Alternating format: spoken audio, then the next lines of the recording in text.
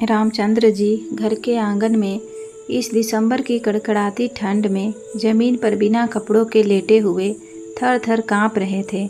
उनके बदन पर कपड़ों के नाम पर सिवाय पैजामे के कुछ भी नहीं था।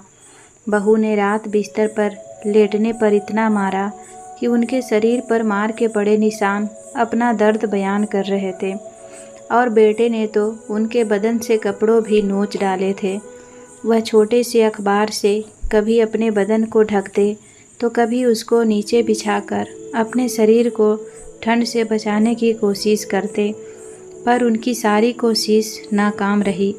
तभी उन्हें आंगन में तार पर सूखती हुई एक कमीज दिखाई दी, तो उसे उतार कर उन्होंने पहन ली और पूरी रात ऐसे ही एक कोने में ठंड से ठिठुरते हुए बैठे रहें। अपने इस हालात पर उनकी आंखों से बार बार आंसू भी जा रहे थे। जैसे तैसे रात कटी, पर सुबह जब बहू ने ससुर को पति की कमीज पहने देखी तो गुस्से में तमतमाते हुए आई और पास पड़े डंडे से रामचंद्र जी को मारने लगी। बूढ़े, तेरी हिम्मत कैसे हुई इस कमीज को पहनने की? रामचंद्र जी दर्द से तिलमिलाते हुए बोले, बहू मत मारो मुझे, बहुत ठंड लग रही थी। देखो मेरा पूरा बदन बुखार से कांप रहा है। रामचंद्र जी रोते हुए किसी छोटे बच्चों की तरह अपना हाथ आगे करते हुए बोले, दूर रहो बूढ़े मुझसे, वरना तेरी यह बीमारी मुझे भी लग जाएगी। इतने में बेटा भी चिल्लाने की आवाज़ सुनकर वहां पहुंचा और पिता को देखकर चिल्लाता हुआ बोला, पापा यह क्या कर दिया आपने? कल ही मैं 2000 रुपये की यह खरीदी थी कि इसे पहनकर आज एक अपॉइंटमेंट मीटिंग में जाऊंगा, लेकिन मेरी पूरी मीटिंग का सत्यानाश कर दिया। अब आप एक पल के लिए भी इस घर में नहीं रुकेंगे। रामचंद्र जी रोते हुए बहू बेटे के कदमों में गिर गए और हाथ जोड़कर बोले, बेटा इस हालत में मुझे बेघर मत करो। मैं यह कमीज धो दूंगा और दोबारा से कोई गलती नहीं करूंगा, पर इस घर से मत निकालो। तो निधि तमतमाते हुए बोली, चुप कर बूढ़े, थक गए हैं तेरे इस बीमारी का इलाज करवाते करवाते, ऐसे तो हम बर्बाद हो जाएंगे। निधि ने तुरंत घर के नौकर को आवाज़ लगाई और उसे आंखें दिखाते हुए बोली, रामू इस बूढ़े को घर से धक्के मार कर बाहर निकालो, और हाँ याद रहे हाथ मत लगाना, वरना तुझे भी इसकी बीमारी लग गई तो तेरी भी नौकरी से छुट्टी कर दूंगी। रामचंद्र जी की ऐसी हालत देखकर रामू की भी आंखें भर आई। रामू हाथ जोड़कर बोला, बाबूजी आप यहाँ से चले जाइए। रामचंद्र जी रामू की तरफ देखकर फूट फूट कर रोने लगे और वहाँ से जाने लगे, तो बेटा पीछे से तमकते हुए बोला, बूढ़े इस कमीज को यहीं उतार कर जाओ, इतनी महंगी कपड़े पहनने की तेरी औकात नहीं है। सब कुछ छीनने के बाद अब बेटे ने पिता के बदन से कपड़े भी छीन लिए थे।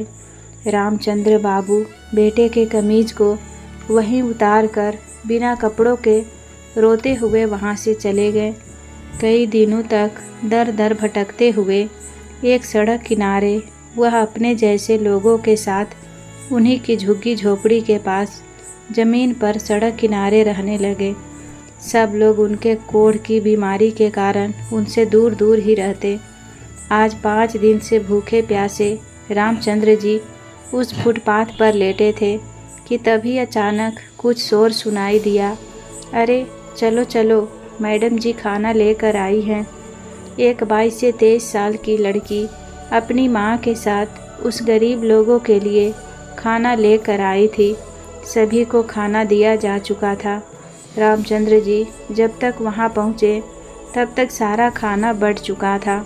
वह दूर से ही निराश होकर वहाँ से चल दिए, पर भूख के मारे उनके प्राण निकले जा रहे थे। रास्ते में कोई ठेले पर कुछ खाता हुआ दिखाई दिया, तो उसे देखकर अब रामचंद्र जी से भूख बर्दाश्त नहीं हुई और वह उसकी प्लेट छीनकर वहाँ से भागने लगे, तो सभी लोग उन्हें पकड़कर मारने लगे थे। बूढ़े चोरी करता है, शर्म नहीं आती? चारों तरफ से लोग उन्हें मारे जा रहे थे कि तभी वहाँ वह लड़की पहुँची और उनकी तरफ उठने वाले हाथ को वहीं रोक दिया और चिल्लाते हुए बोली, खबरदार, अगर किसी ने भी इन बाबा को हाथ भी लगाया तो शर्म नहीं आती? एक बुजुर्ग आदमी पर हाथ उठाते हुए रामचंद्र जी डर के मारे उस लड़की के पीछे सर नीचे करके बैठ गए। उस भीड़ में उस लड़की की माँ भी उसके पीछे पीछे आ पहुँची और बोली, अरे बेटा, तू क्यों दूसरे के फटे में आग अड़ा रही हो? अगर कोई चोरी करेगा तो लोग तो मारेंगे ही। उसकी आवाज़ को सुनकर रामचंद्र जी ने जैसे ही अपना चेहरा ऊपर उठाया तो उनके होश उड़ गए। आज बरसों बाद अपनी पत्नी को सामने देखकर बिलख बिलख कर रो पड़े। सावित्री जी की आंखें भी लगातार आंसुओं से बहे जा रहे थे और अनायास ही उनके मुंह से निकला, आप।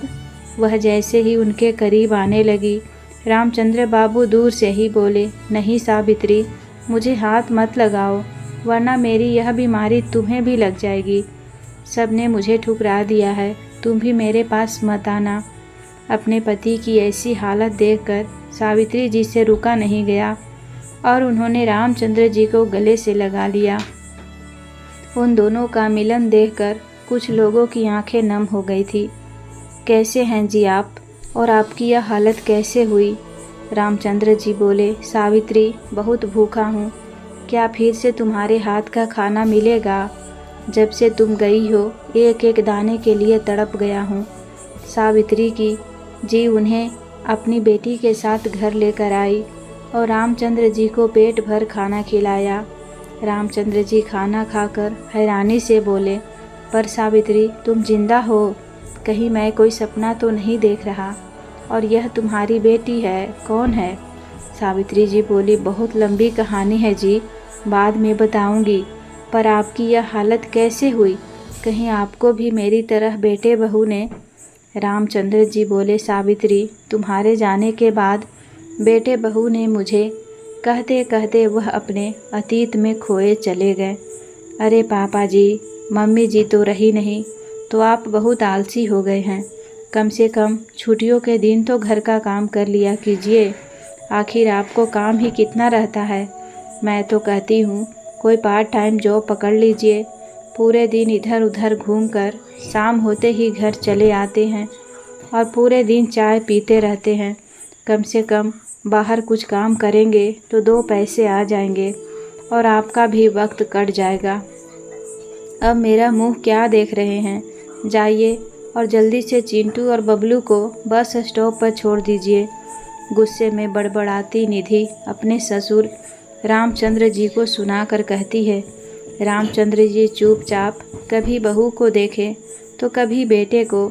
दोनों पोते का बैग उठाया और चल दिए बस स्टॉप की तरफ। उनके जाते ही उनका बेटा पंकज निधि से बोला, 6 महीने बाद पापा की नौकरी भी ख़त्म हो जाएगी। समझ में नहीं आ रहा क्या करूं। पूरे दिन घर में बैठे रहेंगे और बचपन की तरह दिन भर नसीहत देते रहेंगे और भी छुट्टी का दिन मेरा पूरा बर्बाद हो जाएगा। निधि बोली, आप चिंता मत करो, पिछली गली में मेरे पुराने मोहल्ले के चाचा जी रहते हैं। उन्होंने दुकान खोली है। दुकान पर बैठने के लिए एक आदमी ढूंढ रहे हैं। पापा जी को वहीं बैठा देती हूँ। लोगों के बीच बैठेंगे तो उनका समय भी कट जाएगा और घर खर्चे में हाथ भी बटा देंगे। मैं जानती हूँ आपसे तो हो नहीं पाएगा। मैं उनसे बात करूँगी। सामने जब निधि के ससुर रामचंद्र जी दफ्तर से लौटे तो उन्हें चाय देते हुए निधि बोली, पापा जी, 6 महीने बाद तो वैसे भी आप रिटायर हो जाएंगे, तो फिर दफ्तर अभी से क्यों नहीं छोड़ देते हैं? पैसे भी मिल जाएंगे, उसके बाद पेंशन तो आएगी नहीं, और अगर काम करने की इच्छा है तो उसका इंतज़ाम भी मैं कर दूंगी। आप दफ्तर वालों को चिट्ठी लिख दीजिए कि आप अगले हफ्ते से नहीं आएंगे और आपको आपका नया काम मैं बता दूंगी। इतना कहकर निधि ने उनसे दुकान की बात छेड़ी। रामचंद्र जी बोले, बहू, तुम जानती हो इतनी इज्जत की नौकरी छोड़कर मैं दुकान पर बैठूं?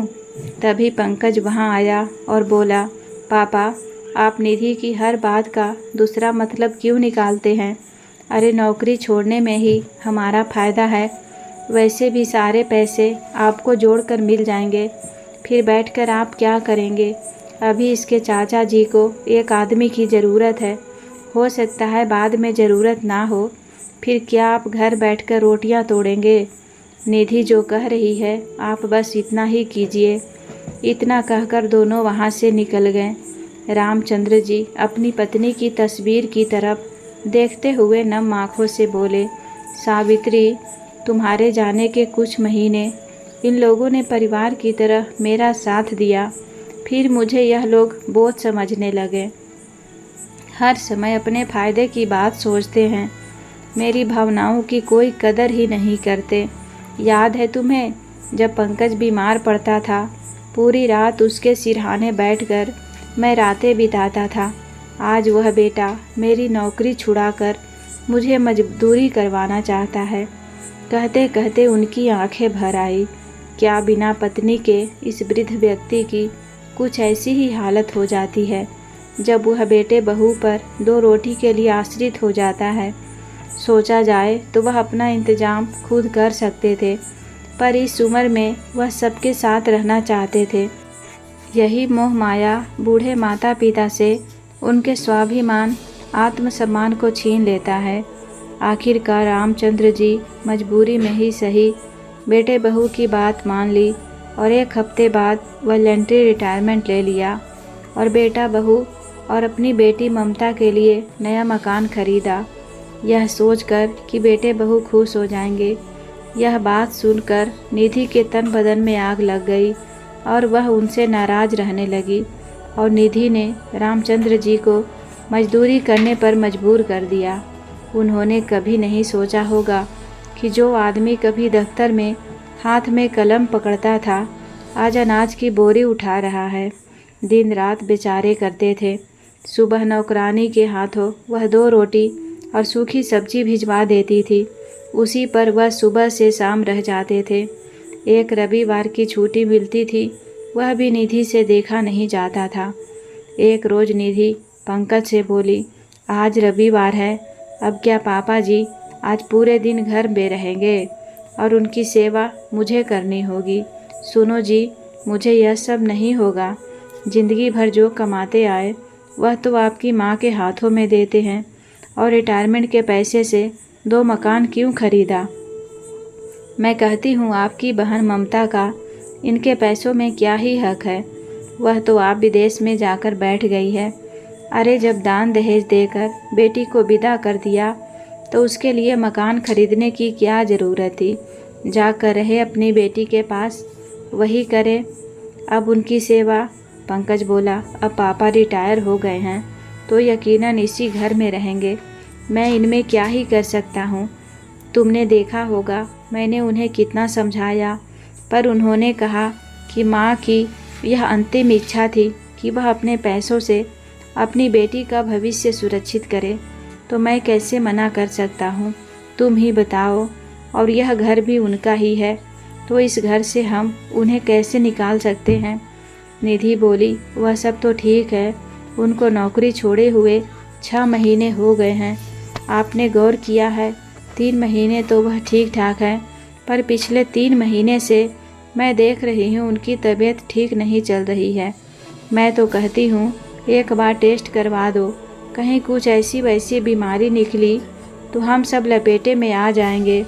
पंकज बोला, अच्छा तुमने मुझे पहले क्यों नहीं बताया? कल ही उनका पूरा चेकअप करवाता हूँ। लंबे समय से पंकज रामचंद्र के कमरे में गया और बोला, पापा मैंने सुना है कई महीनों से आपको सर्दी बुखार और खांसी रहता है। इसी कारण से चाचा जी भी आपको दुकान पर आने से मना कर रहे हैं। कल जाकर आप अपना सारा टेस्ट करवाइएगा। मैं नहीं चाहता कि कुछ ऐसी वैसी बीमारी निकल जाए जिससे मेरे बच्चों पर बुरा असर पड़े। इतना कहकर वह चला गया। रामचंद्र जी बोले, लगता है पंकज को मेरी चिंता है, पर यही बात प्रेम से भी तो कर सकता था। पर कोई बात नहीं, उसने मेरे बारे में सोचा, इतना ही मेरे लिए बहुत है। रामचंद्र जी यह सोच सोचकर खुश हो रहे थे और अगले दिन जाकर उन्होंने अपना सारा टेस्ट करवाया। अगली ही शाम पंकज को रिपोर्ट आया। पढ़कर वह सन्न हो गया कि उसके पिता HIV पॉजिटिव हैं। डॉक्टर ने कहा यह लाइलाज बीमारी है, लेकिन यह छूत की बीमारी नहीं है। बस आप लोग उनका विशेष ध्यान रखना होगा। फिर क्या था, दिनों दिन रामचंद्र जी से बेटे बहू सब दूरी होने लगे। एक सुबह वह बगीचे में टहल रहे थे। मन में कुछ चल रहा था, क्योंकि रिटायरमेंट के बाद सब कुछ अपना बेटे को सौंप दिया था। बस समय किसी तरह काट रहे थे। हाँ, बेटे बहू की अंतिम इच्छा पूरी करके अब बस पोते पोतियों के साथ अपना समय बिताने लगे। परंतु जब से डॉक्टर ने उनकी बीमारी की बात बताई, पंकज और निधि का व्यवहार उनके प्रति बहुत बदल गया था। अब जब कभी वह बच्चों के पास जाते, निधि उन्हें 4 बातें सुनाकर बच्चों से दूर कर देती थी। बच्चों को उनके निकट तक भटकने नहीं देती। यहाँ तक कि भोजन भी नौकरों के हाथ उनके कमरे में भिजवा देती थी। आज तक रामचंद्र जी ने अपने बल पर अपना मकान, गाड़ी, जो भी संपत्ति अर्जित की थी, आज वह सब व्यर्थ लगने लगा था। जिनके लिए उन्होंने सब कुछ अर्जित किया, आज उनके साथ ऐसा दुर्व्यवहार कर रहे हैं। एक दिन टहलते टहलते वह बेटे बहू के खिड़की के पास से गुजर रहे थे, तो बेटे बहू की फुसफुसाहट भरी बातचीत सुनकर उनके कदम वहीं रुक गए। निधि बोली, देखो, तुम्हारे पिताजी की बीमारी चाहे छूत की हो या ना हो, मैं रिस्क नहीं लेना चाहती। मेरा मानो तो उन्हें अच्छे से वृद्धा आश्रम में भर्ती करवा देना चाहिए। हमारे पास रुपए पैसों की तो कोई कमी नहीं है, पर उन पर अब पैसे लगाने से क्या ही फ़ायदा होगा। मेरी बात मानो, इससे अच्छा है उन्हें हम वृद्धा आश्रम भेज देते हैं। कभी कभी तुम जाकर मिल लेना। मैं सोची थी बूढ़ा रिटायर्ड हो जाएंगे तो कुछ काम आएंगे, पर अब यह हमारी किसी काम के नहीं हैं, तो बेहतर है इस बेकार इंसान को अपने घर से बाहर निकालो। पंकज बोला, तुम सही कह रही हो, मैं आज ही उनसे बात करूँगा। देखा जाए तो सच में अब वह हमारे किसी काम के नहीं हैं। पंकज की बातें जब रामचंद्र जी के कानों में पड़ी, उस पर से निधि की बातों ने उनके चलते हुए कदमों को शिथिल होने पर मजबूर कर दिया और वह कमरे में जाकर निढाल बैठ गए। अगले दिन किसी ने उन्हें खाने के लिए नहीं पूछा। सुबह से शाम हो चुकी थी, तो रामचंद्र जी ने रसोई में जाकर 2 रोटी निकाल कर खा ली। इसी पर बहू ने उन्हें बहुत मारा और घर से निकाल दिया। सावित्री अपने पति की सारी घटना सुनकर सावित्री जी फूट फूट कर रोने लगी। पर सावित्री, तुम जिंदा कैसे हो? सावित्री जी बोली, आप जानते हैं, उस दिन मैं बेटे बहू के साथ वैष्णो माता के दर्शन करने गई थी, तो रास्ते में ही हमारी गाड़ी पलट गई थी। मैं कार से दूर खाई में जाकर गिरी और बेटा बहू ने मुझे ढूंढा तक नहीं, वहीं छोड़कर घर आ गए। वह तो शुक्र है इस बिटिया का, जिसने मुझे खाई से निकाला और अपने घर लेकर आई। यह सब बातें सुनकर रामचंद्र जी का खून खौल उठा। सावित्री जी ने पति का इलाज और परहेज दोनों साथ साथ किया, तो उनको आराम दिखने लगा। एक दिन वह दोनों वापस घर लौटे तो देख बेटे बहू घर पर नहीं थे। सावित्री जी की बरसों बाद अपने घर को देखकर आंखें भर आई। वह रामचंद्र जी को कमरे में आराम करने को कहकर रसोई में उनके लिए कुछ बनाने लगी कि तभी बेटा बहू घर लौटे, तो समझ गया कि कुछ तो पिता ने ज़रूर किया है, नहीं तो इतना डरे सहमे रहने वाले व्यक्ति की दोबारा हिम्मत नहीं होती घर में कदम रखने की। निधि बोली, कहीं ऐसा ना हो कि बूढ़े ने पुलिस में हमारी शिकायत कर दी हो। तुम जाकर प्यार से बात करो, और हाँ, ज़रा दूर ही रहना। पंकज नीचे निगाहों से उनके कमरे में प्रवेश किया तो रामचंद्र जी अब दृढ़ निश्चय के साथ स्वयं को नई जिंदगी के लिए तैयार कर चुके थे। पंकज को देखकर वह झूठ का अभिनय करते हुए बोले, आओ पंकज, कहो, बड़े परेशान से दिख रहे हो आज, कुछ कहना चाहते हो? पंकज बोला, हाँ पापा, कुछ कहना था। समझ में नहीं आ रहा कैसे कहूँ। रामचंद्र जी बोले, बेटा अच्छा हुआ तुम खुद ही मेरे कमरे में आ गए। अब यह मेरा घर तो मुझे लौटकर यहीं आना था। अच्छा हुआ तुम खुद मेरे कमरे में आ गए। मैं भी तुम लोगों के आने का इंतज़ार ही कर रहा था। मुझे भी तुमसे कुछ बातें करनी थी, पर तुम अपनी बात कहो। पंकज बोला, नहीं नहीं, कहिए ना, क्या कहना चाहते थे। इतना कहकर वह बगल की कुर्सी खींचकर अपने पिता से थोड़ा दूरी होकर बैठ गया। रामचंद्र जी दूर बैठे बैठे बेटे को देखकर बोले, तुम तो पहले ही मुझे बहुत दूर जा चुके हो, अब और कितना दूर जाओगे। बात यह है कि मैं अपना शेष जीवन अपने जैसे असहाय, बेसहारा और अक्षम बुजुर्गों के साथ व्यतीत करूं, क्योंकि अब तो मैं तुम लोगों के साथ नहीं रहूंगा। कहीं मेरी बीमारी तुम्हें लग गई और ना ही अब मैं तुम्हें पैसों की कमा कर दे सकता, न ही तुम्हारे लिए मैं दूरी कर सकता हूँ। फिर तुम लोगों के साथ रहकर मैं तुम पर बोझ नहीं बनना चाहता। बस इसीलिए यह कहने आया था। रामचंद्र जी की आधी बातें सुनकर पंकज मन ही मन फूले नहीं समाया, पर दिखावे के लिए उसने पिता से कहा, यह आप कैसी बातें कर रहे हैं। हमारे मन में आपके लिए ऐसा कुछ नहीं है। आप चाहे तो यहाँ रह सकते हैं। हमने आपके साथ जो किया उसके बाद हमें बहुत दुख हुआ। हमने आपको बहुत ढूंढा पर आप नहीं मिले। रामचंद्र जी बोले, अरे नहीं बेटा, मुझे तुमसे कोई शिकायत नहीं, बल्कि मुझे यहाँ रहने में कोई तकलीफ़ नहीं है। लेकिन मैं यह कहना चाहता हूँ कि तुम अपने परिवार के साथ अपने रहने की व्यवस्था कहीं दूसरी जगह कर लो।